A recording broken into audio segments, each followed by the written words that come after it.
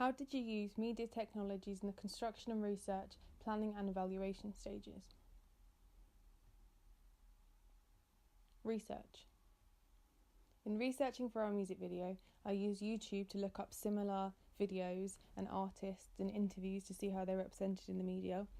I used the Google search engine to find different examples of styles, the way they looked, cameras, all different things.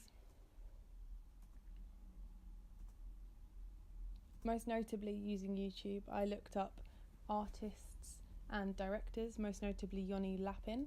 So their website is quite detailed in displaying the types of videos they've created, the artists that they work with, and they work with Muramasa, who often collaborate with R&B artists. And I use this to look at colour saturation, types of artists, urban environments, construction of shots, which we took a lot of inspiration from. Another important piece of technology that we used was the Fuse app, which allowed us to have sort of 3D photography in creating our portrait shots, which is I think a key feature of our video. We had to do research into the app, again using Google, to see whether it was worth us using, whether the quality was worsened by us using an iPhone. So quite a simple piece of software that we used was PowerPoint to present our pitch to the class.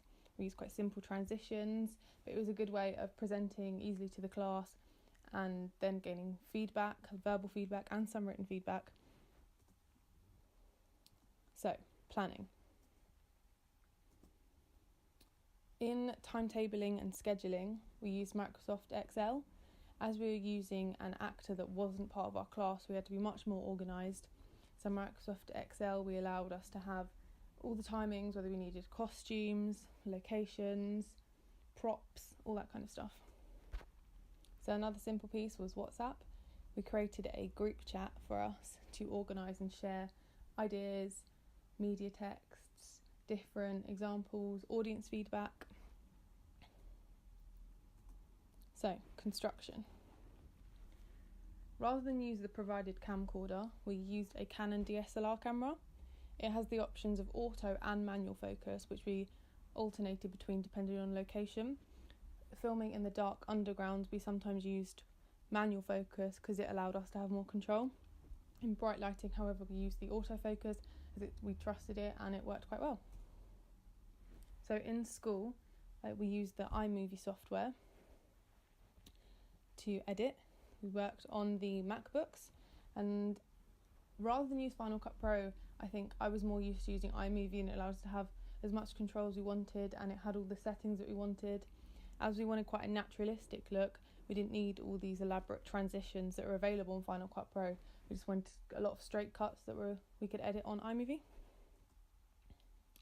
So, in creating my digipack, one of the key pieces I used was software called GIMP, which I hadn't actually used before.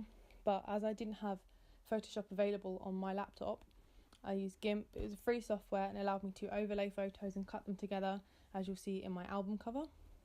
It's really useful, simple to use, and I also used it for my magazine cover in putting the blocks over the top. So, my evaluations.